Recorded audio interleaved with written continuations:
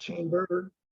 We are delighted to have you here today for this. And I guess I want to begin by saying there aren't too many conversations that we're going to have as a chamber this year that are probably more important than the one that we're going to start today and continue to have in the months and I guess years, but certainly in the months to come. And that's because I think we all know there's no bigger threat to us in our, than our climate crisis. One of the ways that we need to address that threat is by rethinking how we use our commercial and residential buildings. At the same time, we need to be smart about how we approach this. We need solutions that are technically possible. We need approaches that are workable. We need solutions that won't impede other problems, including our housing crisis. We also need solutions that will work for our economy and solutions that will work for our New England weather. So like I said, this is just the first time we're going to talk about this as a group. We'll have many more events and conversations in the weeks to come. We're really grateful to Cambridge Trust and InSource Services for stepping up to sponsor our environmental series, so this program and the programs that we'll be having in the future. And I also wanted to mention that the Chamber has an environment committee, and we'd welcome businesses, owners, people in the real estate sector who would like to participate in that committee to join us. Just send an email to info@charlesriverchamber.com and we'll send you the details about the Chamber's Environment Committee. I want to start with some updates on legislative efforts that are happening and things that we all need to pay attention to that are happening right now. And then we'll have a conversation about some of the things that are possible in the commercial sector. So please welcome our first guest, Anastasia Nicolaou. Anastasia is the Vice President of Policy and Public Affairs at NAIOP, Massachusetts. That's the Commercial Real Estate Development Association. She manages NAIOP's legislative, regulatory, and judicial advocacy efforts on behalf of commercial real estate. And you'll see her full bio in the chat this morning. Anastasia, thanks so much for being with us this morning. Really appreciate it. Thank you so much for having me. Always happy to do a quick legislative rundown so everyone knows all of the various things that are happening. It's a lot. We're going to touch on a few of the highlights today, but of course, always feel free to reach out after the fact if you have any questions. All right, we'll get started with the next slide. So we're going to take a little bit of a walk down memory lane and go back to around this time last year. Many of you will remember Chapter 8 of the Acts of 2021 was passed. So that was an act creating a next generation roadmap for Massachusetts climate policy. And that was passed really in response to growing sentiment from communities across the Commonwealth that climate action must be taken, that there was not enough happening at a federal level or a state level at that time, that we really needed to push the envelope. Right before, and those who were following the process will remember, the governor's 2050 roadmap came out at the end of December 2020. Obviously a very busy time for myriad reasons, locally, statewide, and nationally, globally, at every level. But he did release the 2050 roadmap. And then this bill was passed at the very tail end of an extended legislative session. And then the governor vetoed it because he had amendments for it based on what that 2050 roadmap his administration had released, had put out based on their research over the years. So it was reintroduced the next session. I think it was reintroduced 3 days later in the new session, the 2021-2022 legislative session. And it was repassed, re-vetoed, and he sent it back with amendments. And the bill finally did pass in the spring of last year with some, I would say, tweaks to some of the, the targets that we were hoping to set. And one of the really important things that happened, and we'll talk about this in a minute, was the requirement for the adoption of a specialized stretch energy code, which I'll go into more on the next slide.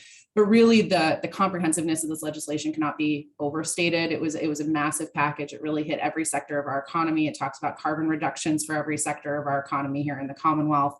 Really looks at it at the climate policy from a statewide lens, looking at the fact that any one community can certainly implement what they'd like, but if this doesn't happen on a Commonwealth level, and in some cases on a regional level, our shared goals may not be achieved.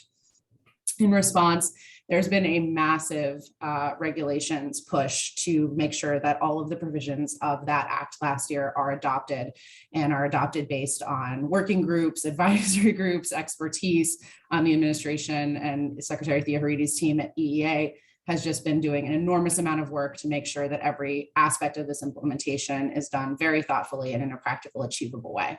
Next slide.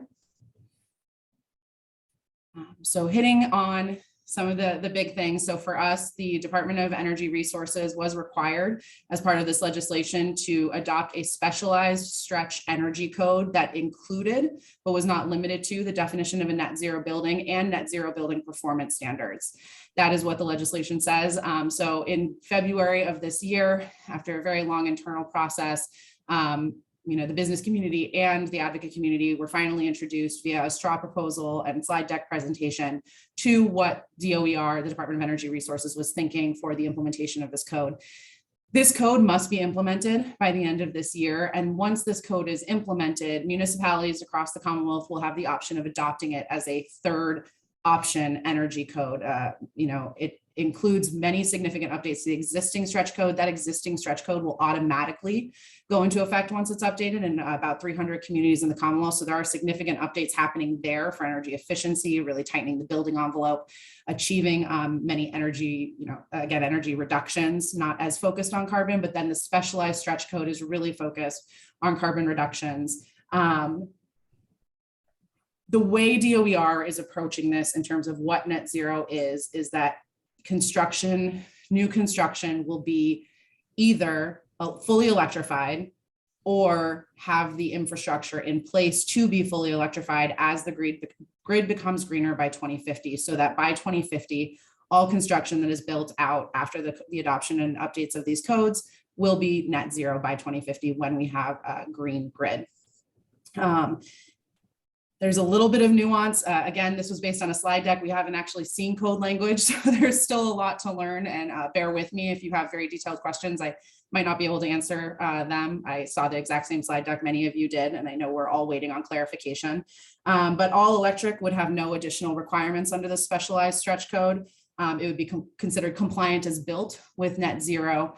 But recognizing that certain municipalities may not be able to go all electric, that there is a very big strain on the grid right now, that we really need to focus on grid investment and infrastructure to be able to meet an all electric need. There is an option for fossil fuels to be used in certain types of construction that would additionally require various offsetting measures, so such as solar on site, pre-wiring for future electrification. So you still have to put all your infrastructure in the building, all your wiring, so that it can be electrified easily in the future without a deep energy retrofit. Really thinking ahead to what that all electric future looks like, understanding that there are certain limitations available right now or in place right now. Additionally, with commercial, there are certain compliance pathways that DOER is trying to be sensitive to certain building types, certain building sizes, also federal regulations that may navigate or be required for certain types of buildings, such as labs or hospitals. So really DOER is proposing a very comprehensive specialized stretch code that is meant for every building that is built under it to be net zero by 2050, but is still dealing with some of the limitations and realities of today. It will have an enormous impact on commercial real estate in the Commonwealth.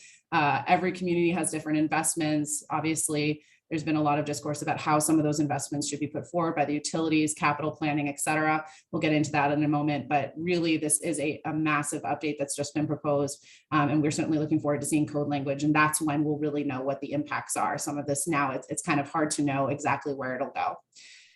In addition, the environmental justice considerations were incorporated into MEPA review, requiring certain standards for MEPA review in all communities that are within a certain radius of an environmental justice community. That is most of the Commonwealth. So really making sure that MEPA is evaluating environmental justice considerations in all of its projects and a large amount of the projects that occur in the Commonwealth.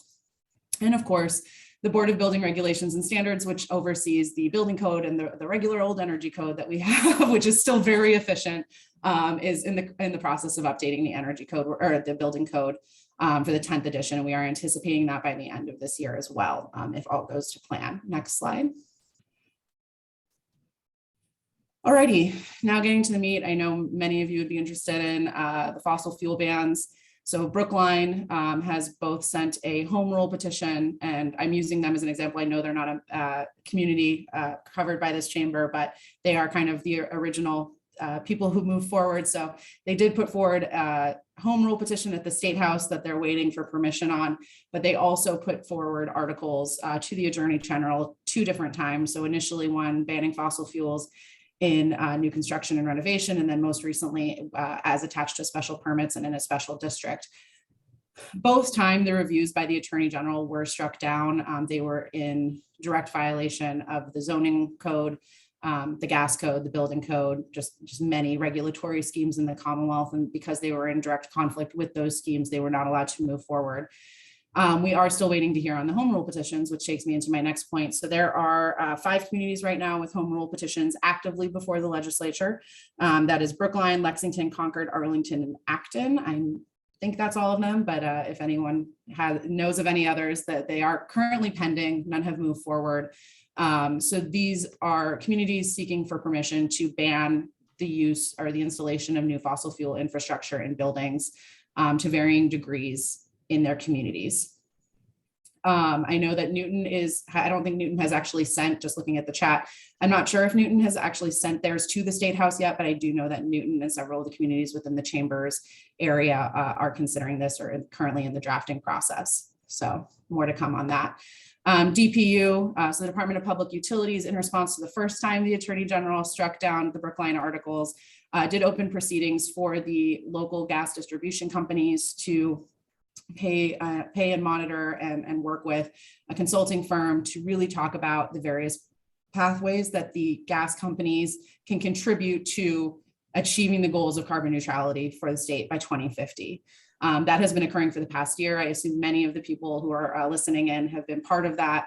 NAIOP was considered a stakeholder. There are, there at times have been up to 200 and at times only 50 people show up, monthly meetings where really that discussion has occurred. And the consultant recently put out their report recommending several different pathways. And then what is happening is now the utilities take that report and they have to submit their capital infrastructure plans to DPU for consideration to show how they're going to be part of the Commonwealth's decarbonization by 2050. There's also the Clean Heat Commission, which was convened by Governor Baker in the fall of last year, where it brings together really an advisory group and commission of experts from across the Commonwealth to talk about how buildings specifically can be decarbonized, because recognizing the building sector is a large part of the carbon emissions total from the state, but also a very difficult sector to decarbonize with very big nuances. So that commission is currently meeting. We're expecting their report by the end of the year.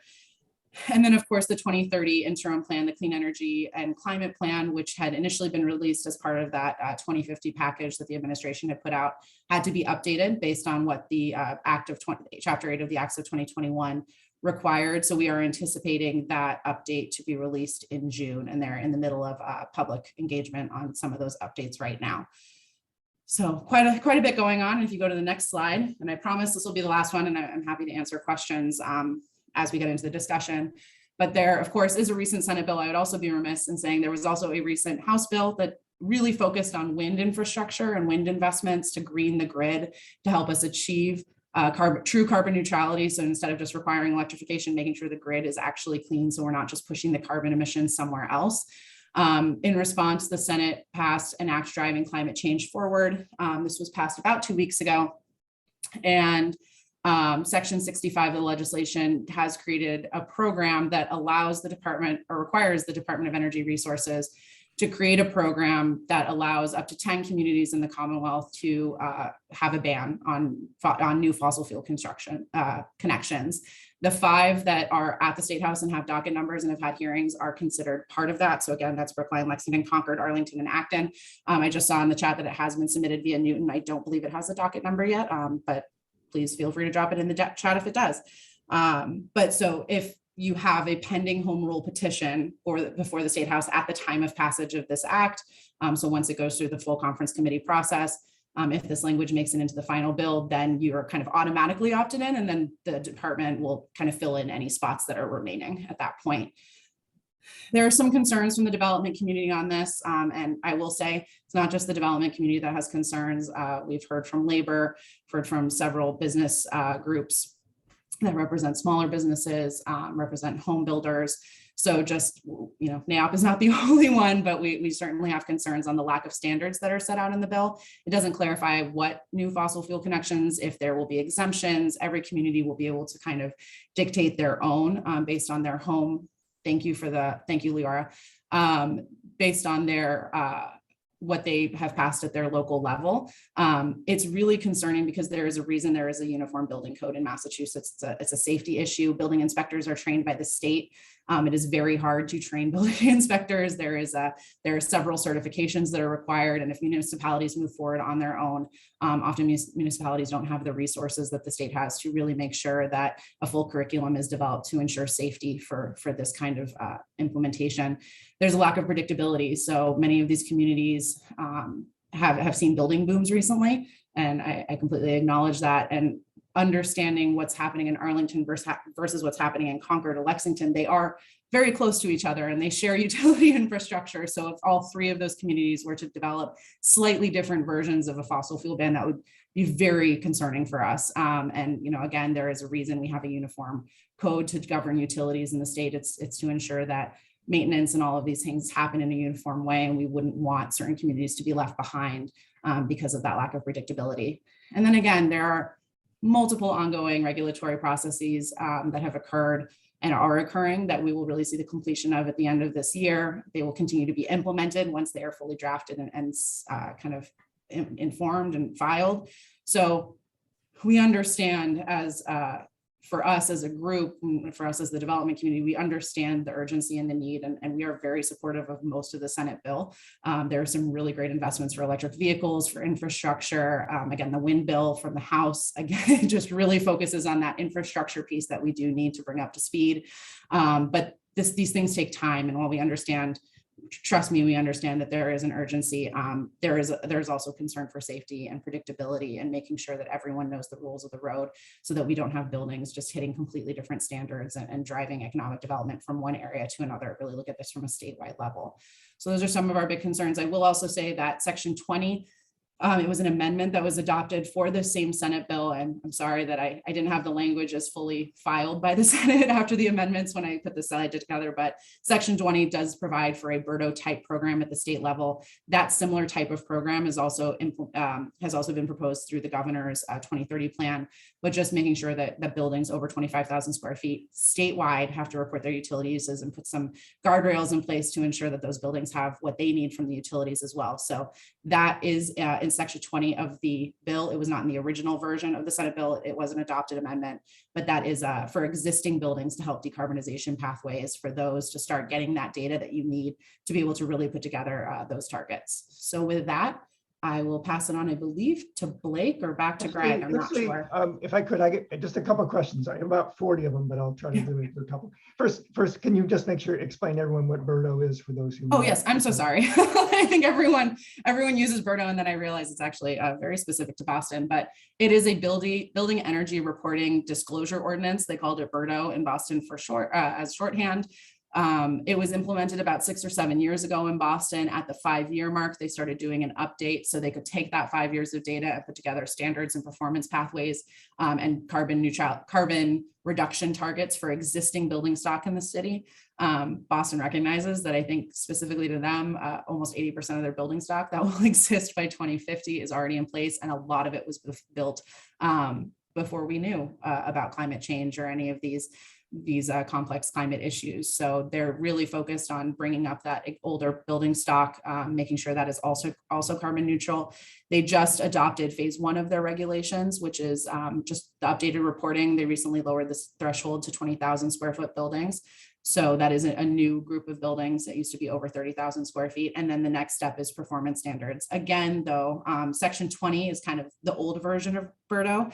So it's that reporting and making sure you have the data statewide to be able to then inform a potential update down the road that really addresses those performance standards and carbon reductions. I know Newton recently, I believe the city council sent a communique to the mayor asking her to develop and introduce a similar program. Cambridge has a similar program in place. So we are starting to see it in communities. What is unique about the Senate bill is this is the first time we're seeing it potentially adopted on a state level, which would give even rules to the road for everyone. And also has, again, those utility requirements and protections in place. Municipalities are not allowed to regulate utilities on their own. That is a state imbued power. So it is really important to note that a statewide implementation of this program also holds the utilities responsible in a way that those local programs can't to the same extent. So that's. I'd like, if I can interject real quick, I just want to add a little just a little focus on one of the changes, right? It's big comprehensive change with this Birdo 2.0, right? And for the attendees here to really focus in on the fact that they did change the E in the, what it stands for. It went from energy reporting to emissions reporting. So I think that collectively that's the focus, that realizing that, all kilowatt hours are not created equally, and that it's really about the cleanness of the energy now. So they're switching to an emissions criteria or reporting. So that's worth thinking about and being aware of.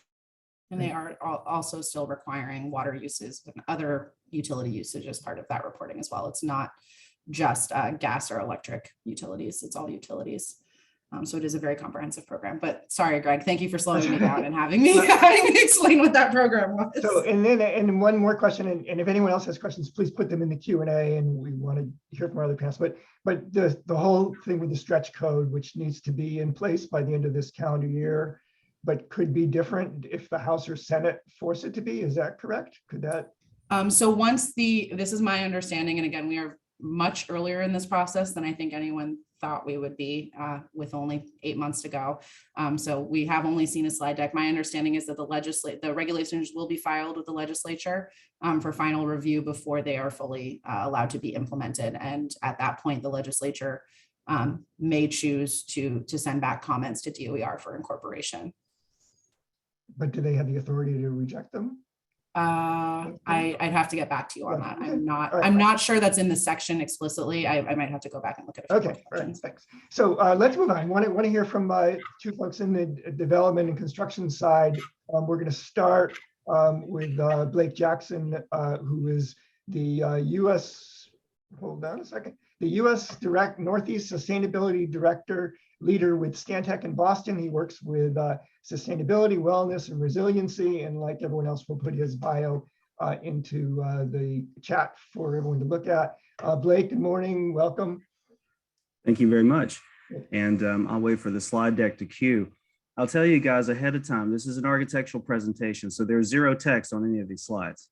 And part and parcel because we take the text from the previous slides and we translate it into buildings. And what does that mean?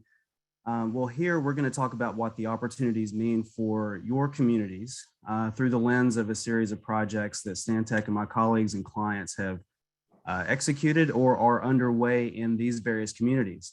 And again, we all know the challenges that are faced by decarbonizing by 2050. This is to really talk about, well, what are the opportunities and how do we leverage perhaps some of these urban core ideas such as Birdo reporting, stretch code updates and requirements, et cetera, to the full advantage that we can offer in your communities.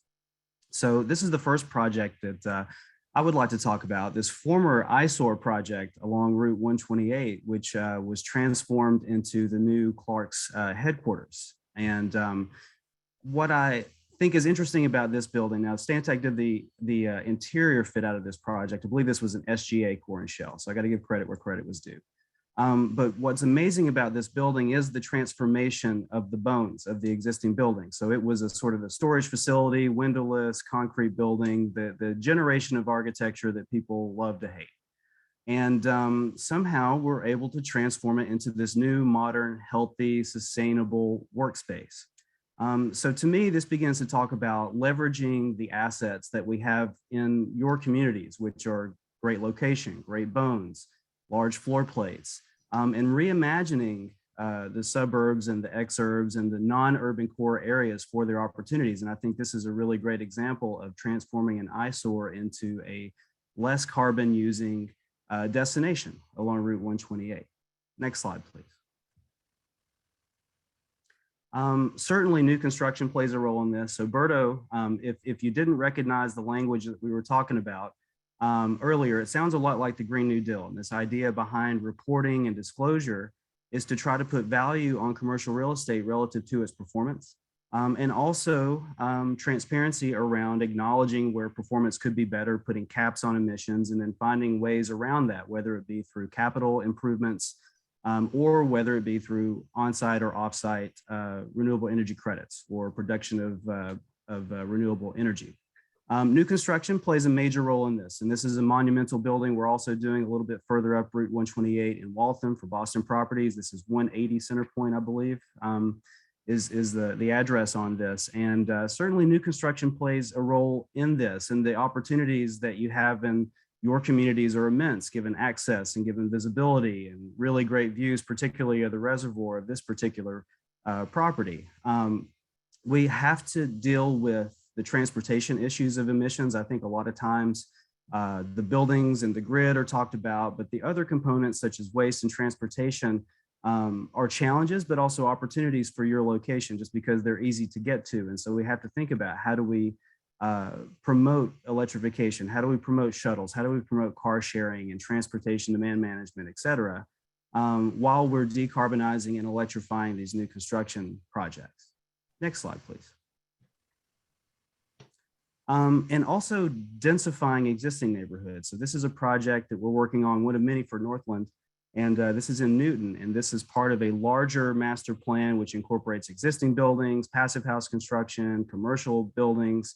And passive house is certainly, to get to the point that was made in the earlier presentation about lack of predictability, I would almost counter the predictability in terms of the electrification for at least housing and mixed use urban housing in particular. Because it is becoming more predictable how we electrify this and how do we price it and how do we design it. So by leveraging passive house standards, for those of you that haven't heard of passive house or maybe not a lot about passive house, is that it's basically, it's not a third-party standard like LEED, it's a German building code, which basically puts a cap on the amount of energy that can be used per occupant. Which makes it great for K through 12 schools or housing, which have predictable use numbers and also load profiles. And in that, in and of itself, is making it much more predictable to design, price, and to hit the performance targets. And passive house construction is certainly a step towards net zero and electrification of buildings as well. It solves two sides or one side of the carbon conundrum. One is being operational carbon. So we focus a lot on reducing operational carbon through reducing the energy use in our buildings.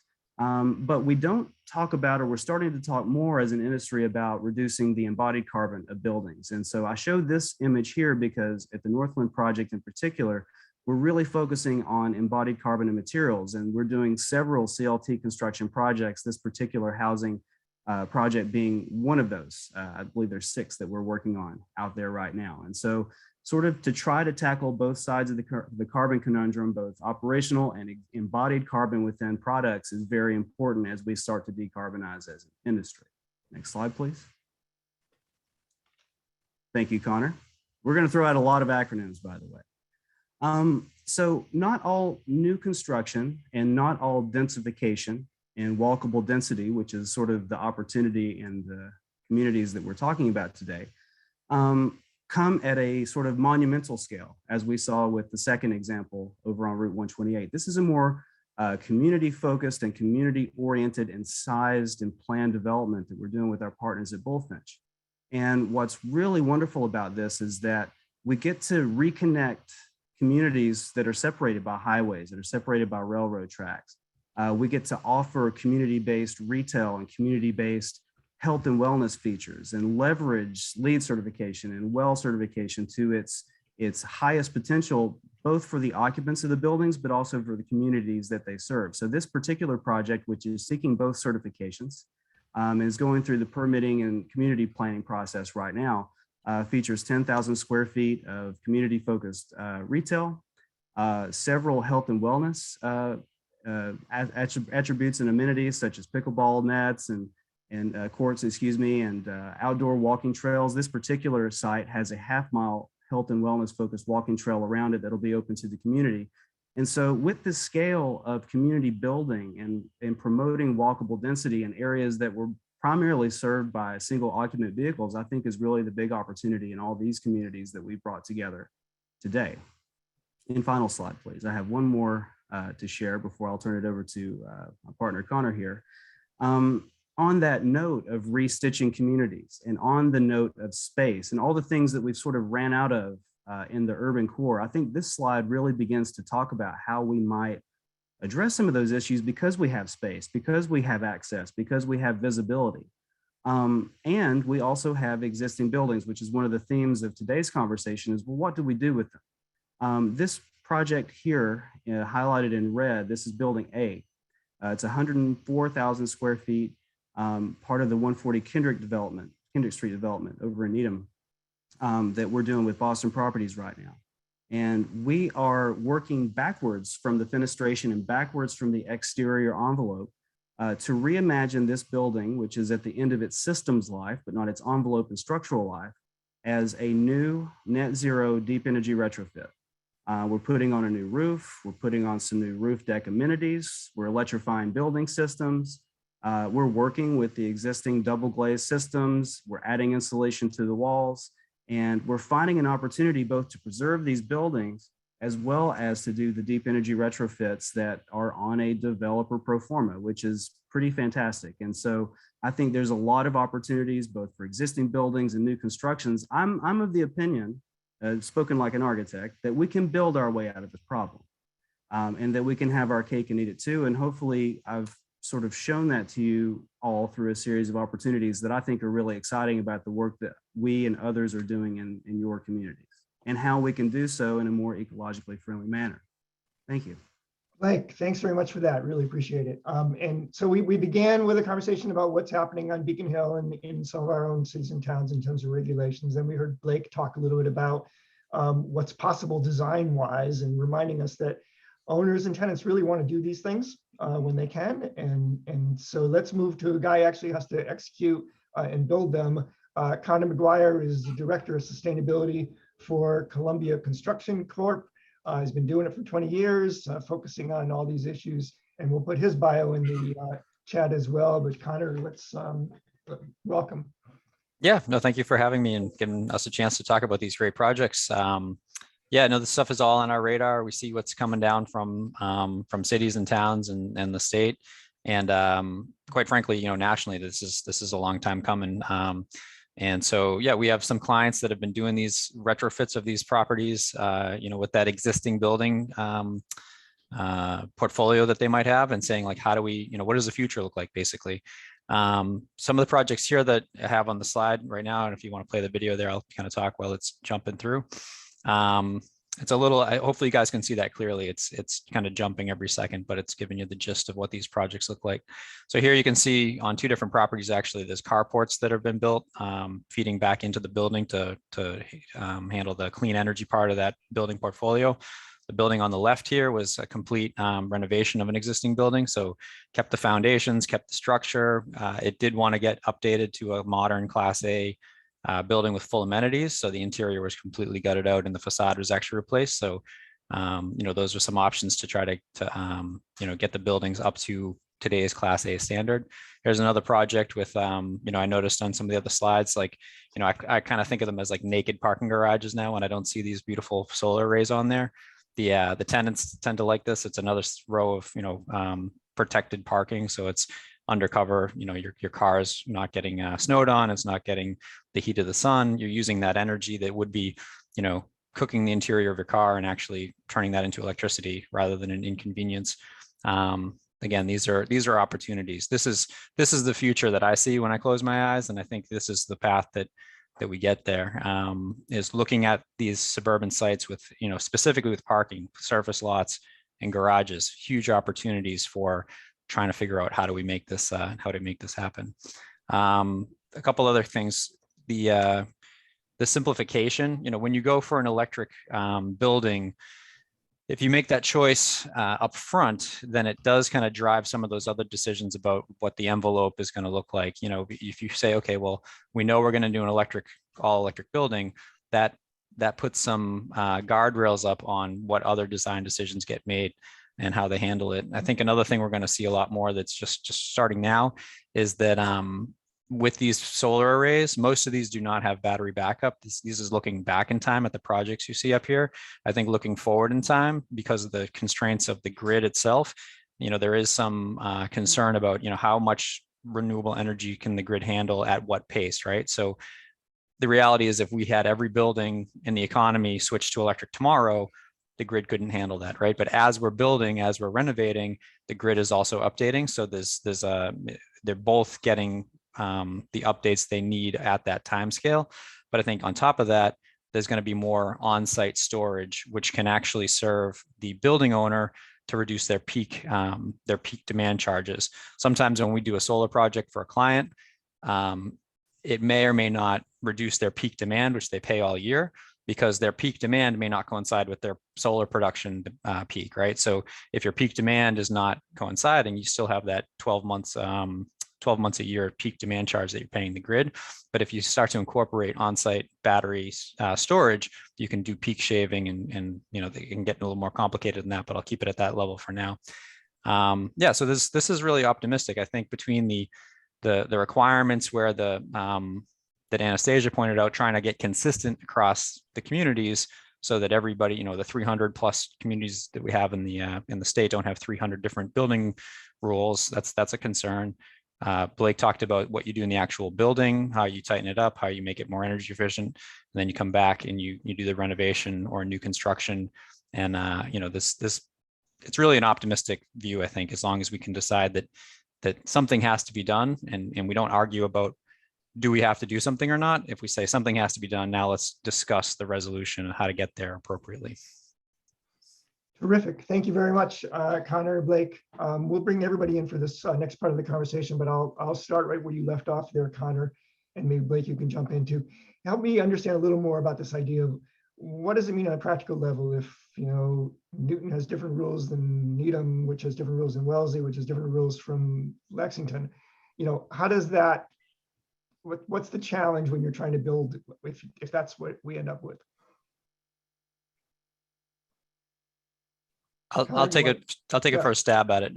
Essentially, like I think Anastasia mentioned it also, that an electrified building is going to qualify under most of these different rules, right? So if you start off with that, then when you're designing and building, well, we know that this is what's the deal is, right? But if you have this subset of 300 different rules of what connections are allowed to be gas, and if a client chooses, we want a gas cooktop or gas hot water, but we're going to electrify heating and cooling, and if it's kind of scattershot, then that means that the complexity is going to just be greater. And so you might even have companies that when they want to buy real estate in the different towns, they might say, oh, well, we've got our carbon reporting as a real estate company, we're only going to be investing in these other properties that are all electric or carbon neutral, and now they want to change their assets and or buy a new asset, and it's not meeting their standards. So I guess just the consistency from a design and construction will clean up the confusion around what's allowed at different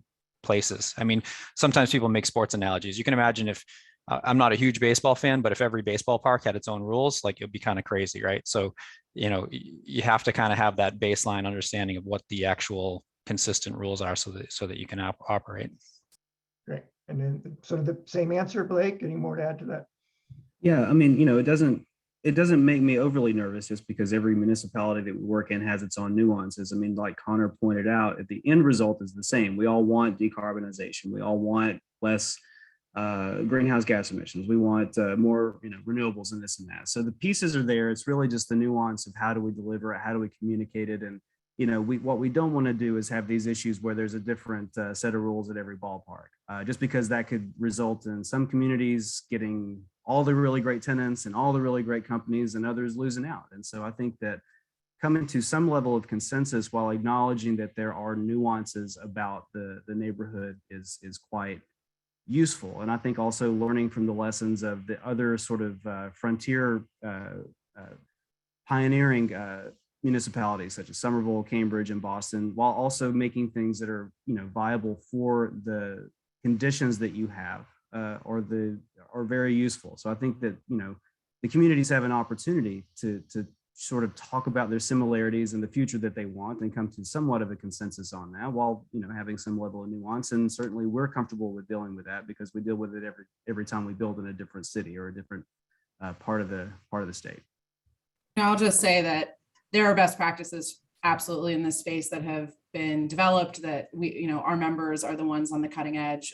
We represent in addition to both of the companies of Blake and Conor, we also represent many of the developers in the state. But I will say, my job wouldn't be necessary if design standards, best practices could predictably be implemented in every municipality or even statewide. You know, there is a lot of discussion.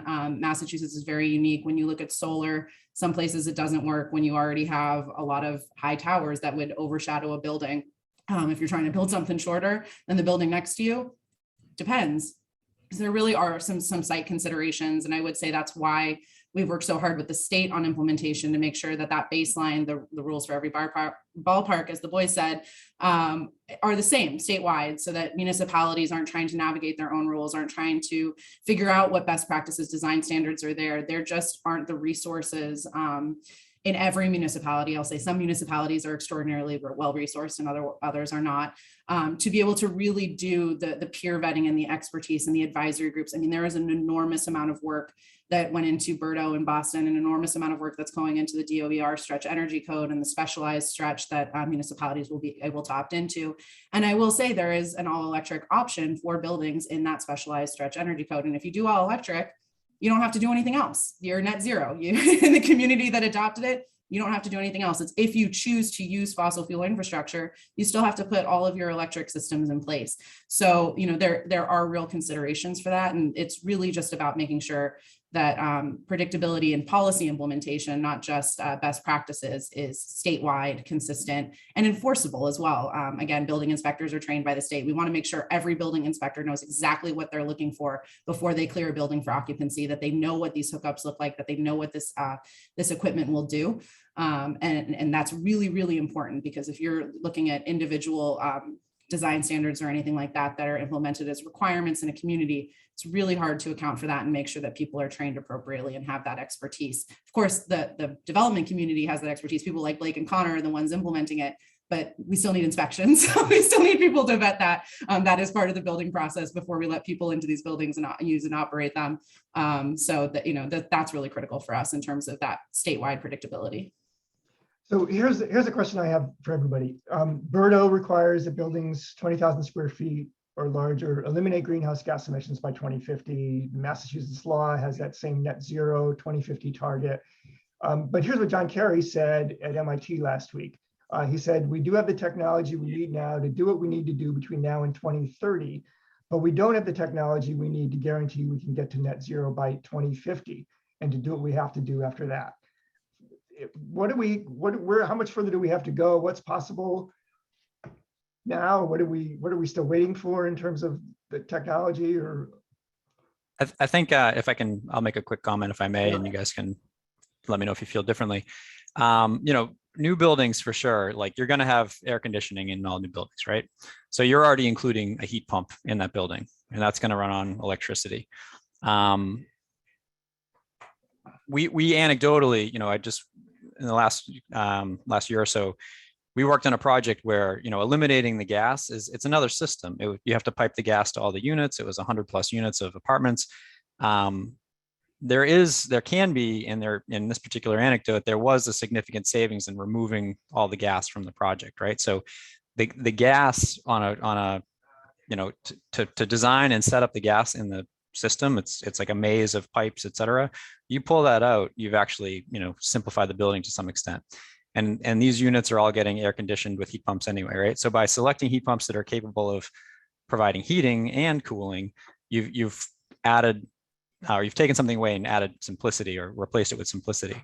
And then again, on this particular example I'm thinking of, because the envelope of the building was tight and, you know, a good well-insulated envelope, the electrical demand, the peak electrical demand was actually based on the summertime cooling load, which you were going to have anyway if you had gas heat, right?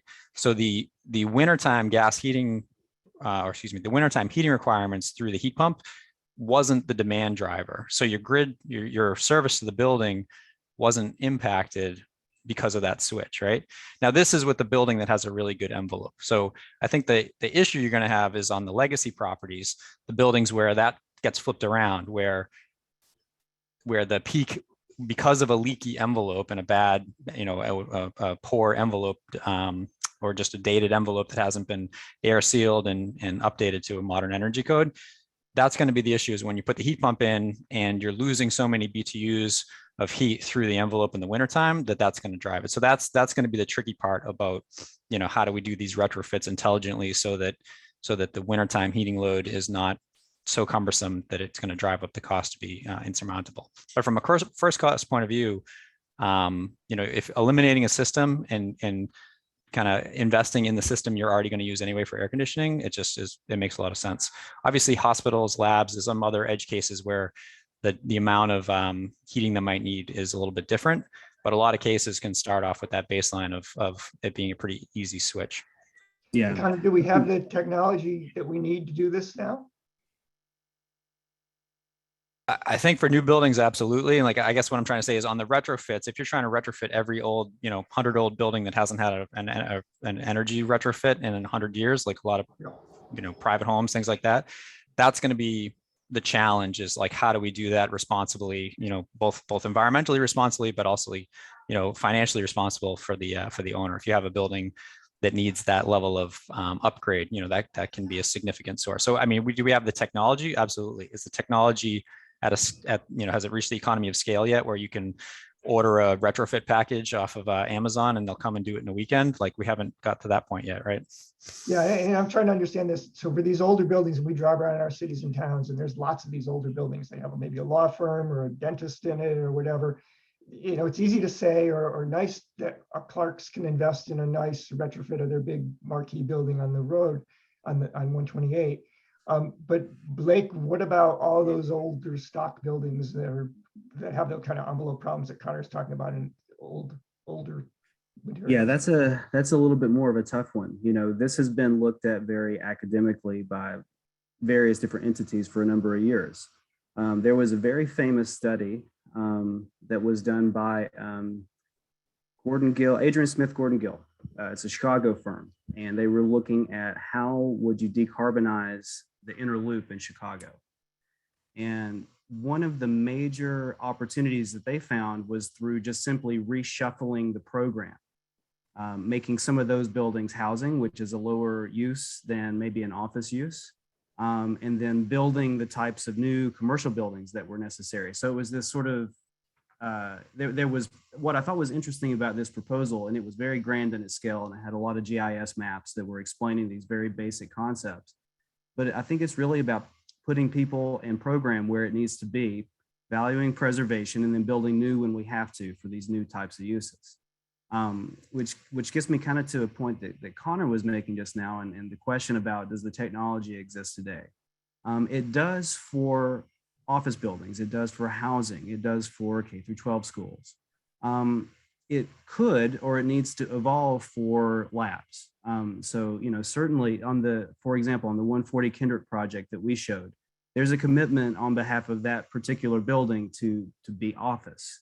If it were to try to be an office lab, then maybe there comes an issue with capacity. And so we have to think about flexibility with the types of buildings that we want, the types of tenants that we want to have. And so certainly a lot of that's driving the local market. So, this is, it's Boston and greater Boston. So this is a science and research hub of the world in many ways. And so we don't want to put the cart before the horse, so to speak, in terms of limiting our capacity to bring research into these spaces. And so I think that, again, that's what I think is really useful of Birdo, is it acknowledges the economic drivers and the need for preservation as well, but it just puts a limit on emissions. And then if you hit that limit, you can't design it out on the site, which comes to us through a lot of these types of historic projects that you had talked about. Then there's opportunities for on-site renewables, off-site renewable energy credits, and other opportunities to buy into maybe community solar projects and those types of communities. So I think that it's really just a matter of understanding what your boundary condition is, understanding what your opportunities are, and then finding a way to either do it on-site if you can through capital improvements, or off-site through sort of communities-based scalar projects like that. Yeah, and I would just finally hit on that lab, hospital, certain uses. There are federal requirements for certain types of buildings that require on-site gas backups. You certainly don't want a lab or a hospital if there is an electric grid failure, to not be able to provide care or to be able to continue maintenance systems. A lot of even multifamily, we've seen there may be some sort of gas backup system so that if, all of a sudden the grid went out in the middle of winter, the building wouldn't be effectively totaled because all the pipes burst. So that we do see some of this nuance built in as fail safes in the back end. Again, lab and hospitals are really critical. That was one of the big points NAIOP had in terms of the net zero performance standards by building when the initial debate last year happened. I would say that I think that answers one of the questions, hopefully, in the Q&A, but the additional construction costs, I know Conor can speak more to this. I will say, and hopefully this also answered Deb's question, but when you're talking about grid capacity and you're talking about connections to the grid, yes, upgrades can happen on site because the developer pays for them. So the developer will say, we've had this happen with members. They propose a net zero multifamily project. They're the ones financially responsible now for laying 1.5 miles of new utility lines to that project. They're paying for it. The utility is not. But then the utility takes over maintenance. There are some concerns there with who's making the capital investment. So that's an additional cost that maybe doesn't show up necessarily in your traditional construction costs, but is definitely a cost that goes into your pro forma. And when we talk about the grid under strain, there are instances, and we've had many members try to comply with electric vehicle compliance requirements in, let's say, the city of Boston. They go to the utility, they say, I need an additional transformer to be able to put in the new EV requirements, and the utility just says no. And the municipality has no ability to regulate the utility, so it causes a very big tension that the developer is kind of caught in the middle between saying, well, the city is requiring this, the utility is telling me they can't give me an additional transformer unless I put in the capital investment, which the utility should probably be doing to be able to help us all achieve 2050 carbon neutrality. So it does create a tension, and eventually the developer has to absorb that cost, in the middle of a project. So there are additional costs that aren't necessarily caught in construction. I think Conor's point about, if you're starting from all electric, there are different considerations, but again, the utility infrastructure is something we really need to look at as a Commonwealth. Make sure those investments are happening without it having to be project by project, without the project having to be, okay, we'll upgrade this whole area because we need to be able to meet our standards and we need to meet net zero. The utilities should be making those investments holistically. And that was part of the DPU's investigation, right? Making sure that the gas companies are actually working on phasing out of that and achieving those net zero carbon by 2050 standards, so that we're not sitting here and all of the cost goes on residents who are trying to upgrade their homes. Because I'm telling you, a resident can't afford to lay those new electrical lines if they're not available, or put in that new EV space that will be required as part of major renovation under the stretch code proposal. So really making sure that those investments are happening where they need to happen. And that was part of the wind bill. That's part of some of the investments that the Senate has put out. We're very supportive of those investments. We really need that infrastructure to be in tip-top shape. That has also been a priority of the Biden administration at the federal level, really looking at that. So that is something we are extraordinarily focused on, because often these projects get caught between a rock and a hard place, and they end up just writing the check because they need to be the ones to actually turn the lights on. So that is a huge consideration for us. So I know this is a really complicated question and you've given a lot of different answers, but is there one answer to what we need to do, what the utility companies need to do differently to make sure that the grid can achieve what we want? I will say that I have not seen one answer. I would love it if there was one answer. Again, my job would become not necessary if there was one answer. This DPU process has been over a year. That was just focused on gas utilities and how they could focus on decarbonization. They then take the results of that very academically focused study and then they put it into their capital plans. DPU is currently going through a hearing process for that. There may be an additional review that is, if the language makes it into the final bill. For the Senate did put in an additional kind of review for the utilities and an advisory group. But that is a question for the utilities, and every company is handling it and handling their capital plans a little bit differently. And what about this, the quote from Kerry that says we don't have the technology now to do what we need to by 2050? I'd have to see more of the context around that, I think. And just my gut, again, I don't work for the utility, but my gut was saying that along with all this legislation that is being proposed and trying to get the details worked out, which is obviously hugely important, that for the utilities to act and prepare, it seems logical to me that they would need to have some sort of consistent ability to project what the future looks like, right? So can the utility prepare when the future is uncertain based on the legal parts of it and the policy parts of it. So it's like by settling out what the state is looking for in the cities and towns, that can then allow the city, the utilities to remove that unknown and say, okay, now we know what we have to do. So now we can actually plan and start investing in the infrastructure. You know, if it's, yeah, they have to, I would imagine they would need that consistency so they can do their planning appropriately. And I do see a question here from Philip real quick. I find it just say the estimated additional cost of a net zero building. It's, you know, unfortunately, the answer is the question is a very open-ended question. We get it a lot of the times. It's what's the cost? It's generally, in our experience, we've built a few of them. The added cost is essentially the renewable energy cost at this point. The design and construction to make that building happen, if you're doing a new building or a major renovation, you're going to have to spend money on that new building anyway. It's usually not the cost driver. And I'll give you a small example. Like one of the net zero buildings we looked at, if you looked at the line items for like windows, right? We use triple pane windows, you know, really nice high energy efficient windows. If you look at the line item budget there, the window budget wasn't bigger than a typical project, but that's because on the net zero building, when you do the energy model, they ended up using, you know, roughly 30% glass instead of 50% glass, right? So if 50% of the envelope is glass and you use double pane versus 30% glass and use triple pane, the window line item doesn't really change that much in this particular example. So does that make sense? Like you can get it for the same cost, and it's just adding the renewables at the end is the actual additional cost, because that ends up being the difference of, to make it net zero, I'm buying, you know, a solar array system on the property. And there's other ways to get the clean part in there too. But to piggyback on that, I mean, I think it's definitely a design driven issue, because we see on projects that, you know, the perimeter of the building, and if there's a lot of perimeter relative to the ratio of perimeter to enclosed space is very high, then suddenly the cost for passive house and net zero is also very high. So I think that it's something that our industry on the architectural side is really grappling with right now, because the analogy that I like to make is that a perfect passive house would be a sphere, because it's the least amount of perimeter enclosing the maximum amount of space. We don't live in spheres yet, although if Elon Musk has his way, perhaps. But in the meantime, we have to respond to a series of issues around good design and community planning and master planning and access and visibility and all the other types of things. But if we can make buildings more compact, we can make them simpler and make better envelopes, thicker walls, better glass, less glass, so that we're not, you know, we're designing out systems for cooling, for example. Operable windows. You know, we're starting to talk about European ideas here, right, that have been around for centuries there.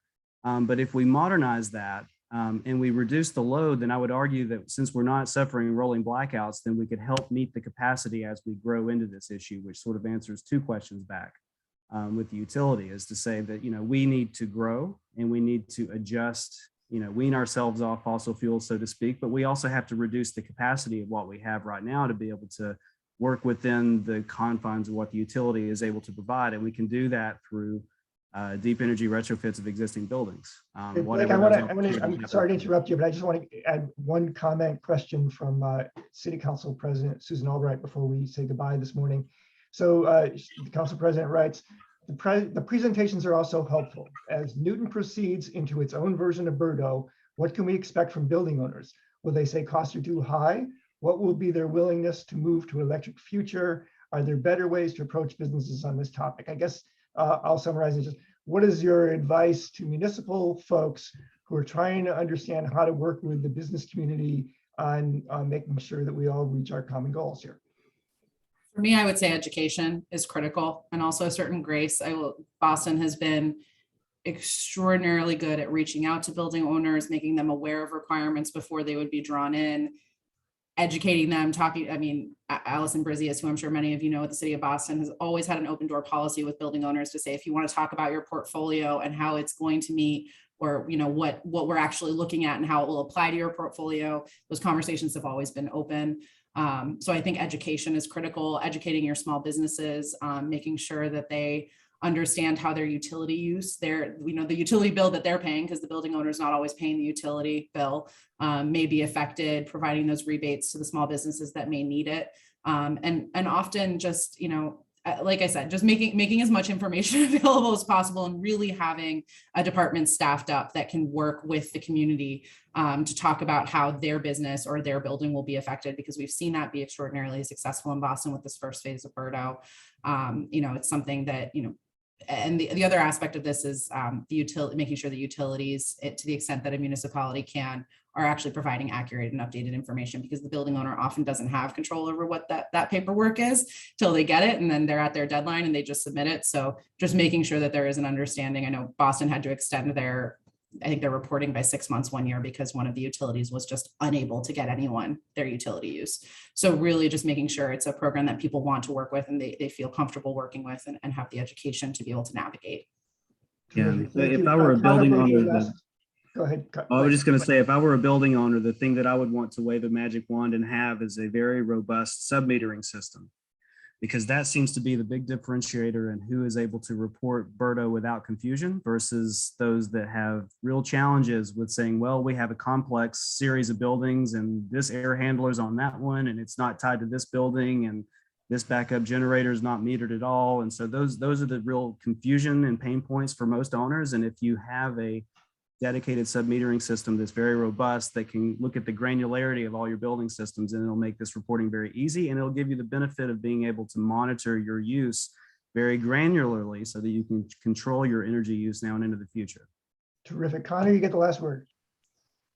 I'd say that if to answer the question about a different version of Birdo is in addition to releasing what the standards are, is that education and coaching on how to transition, if there's a penalty associated with it, like the Birdo has a fee, to help the owners understand like where is the main driver of their emissions. And as they're replacing equipment that's due to be replaced anyway, going in and replacing in a system that works fine, that's going to cost a bunch of money. But if you have to replace the system anyway, and there's that point on the real estate, for the building that it needs to have an investment of X dollars anyway, the transition to go into a lower or zero emissions solution is going to be way less of a cost than ripping out something that works right now. So it's complicated. Obviously, if there's a penalty, if the owner says, how do I reduce my fee here, that would be super helpful if the city, instead of just saying what the penalty was, actually gave them some sort of guidance on that. Terrific. Thank you all very much. And I really appreciate it. Learned so much. And now I have so many more questions than answers still, but we'll do that a different day. My thanks to Mike Wilcox from Both Inch for setting up this program, and the Chamber's Real Estate Committee, to everybody for tuning in and joining us today, to our panelists, and to Cambridge Trust and InSource for sponsoring. We will send everyone a copy of the video who registered, and wish everybody a great day. Thanks, everyone. Thanks.